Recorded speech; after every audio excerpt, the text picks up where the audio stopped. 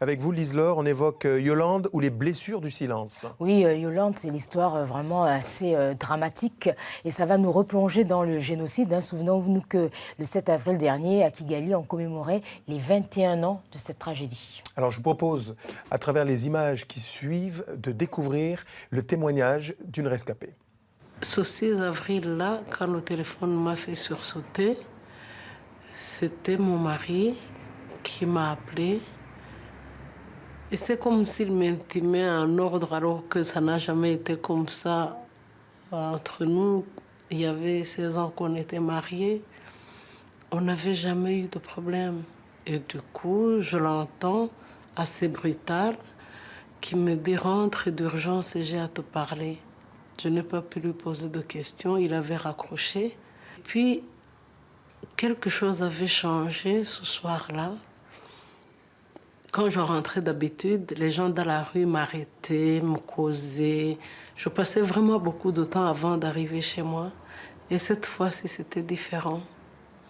Tous ces gens qui m'avaient dit bonjour le matin, c'est comme si je les dérangeais le soir. Je n'ai pas compris ce qui s'était passé.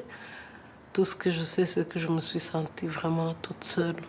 Et quand je suis arrivée à la maison, mon mari était écroulé, il pleurait, il m'a dit « Tu sais, c'est fini pour nous. Je pense que depuis le temps qu'on parlait du génocide, il va pouvoir commencer. Il paraît que l'avion du président vient d'être abattu et qu'il est mort. »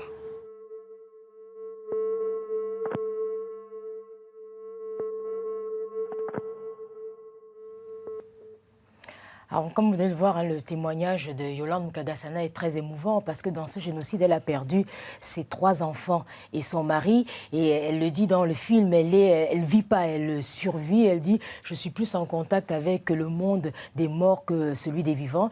Et aujourd'hui, c'est à travers d'ailleurs l'écriture qu'elle essaie de se reconstruire, une quête inlassable également de justice. Et ce documentaire est actuellement diffusé à Pointe-Noire, mais il sera également diffusé l'année prochaine au Congo-Brazzaville dans le cadre des 50 ans du cinéma congolais.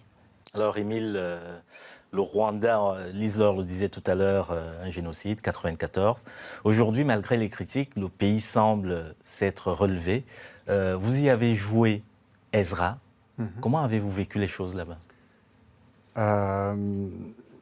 Avec beaucoup d'humilité, avec une vraie belle leçon d'humilité et d'humanité. Parce que partout où j'ai été, si on ne vous disait pas qu'il y avait eu les événements de 94, ça ne se voyait pas.